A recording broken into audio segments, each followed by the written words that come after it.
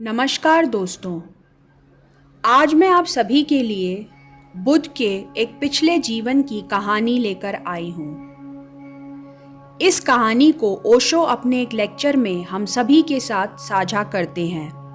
वह कहते हैं, बुद्ध ने कहा है, कभी मैं जंगल में एक हाथी था। जंगल में आग लग गई थी। सारे पशु पक्षी भागे जा रहे थे। दुख से कौन नहीं बचना चाहता है।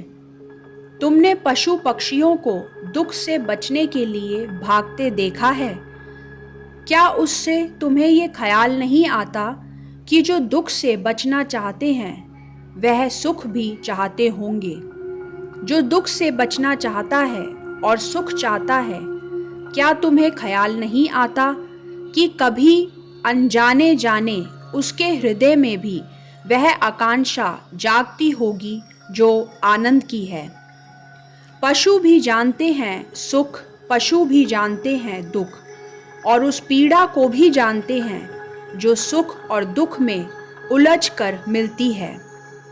कभी उनकी चेतना में भी वह क्षण आ जाता है जब दोनों के पार हो जाने का भाव उठता है। निश्चित ही वह विचार उतना स्पष्ट नहीं होता जितना मनुष्य का। मनुष्य को भी कहाँ बहुत स्पष्ट है। कितने थोड़े से मनुष्यों को स्पष्ट है। अधिक मनुष्यता तो पशु पक्षियों जैसी ही जीती है। तो बुद्ध ने कहा, सारे जंगल के पशु भागने लगे। मैं भी भागा। थक गया था। एक वृक्ष के नीचे खड़ा हो गया क्षण भर विश्राम को। और जैसे ही मैंने पैर उठाया वहां से हटने को, एक खरगोश भागता हुआ आया और जो जगह खाली हो गई थी मेरे पैर के उठाने से, उस जगह आकर बैठ गया। पैर उठा हुआ मेरा ऊपर ही रह गया और खरगोश नीचे बैठ गया। बुद्ध ने कहा, मेरे मन में हुआ, मैं भी भाग रहा हूँ प्राण को बचाने को। ये खरगोश भी भाग रहा है प्राण को बचाने को। प्राण को बचाने के संबंध में किसी में कोई भेद नहीं है।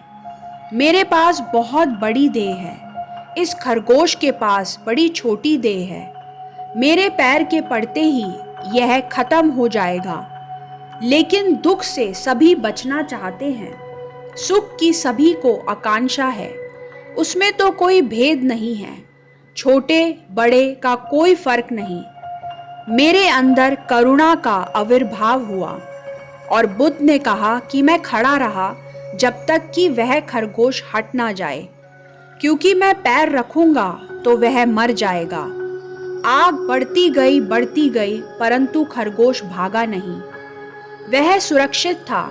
शायद उसने सोचा हो कि जब हाथी भी नहीं भाग रहा है तो कोई डर नहीं है। बड़ों के पीछे छोटे चलते हैं।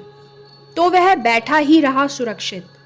आग भयंकर हो गई और हाथी जलकर मर गया। बुद्ध ने कहा है, उस जन्म में ही मैंने मनुष्यता को पाने की क्षमता पाई।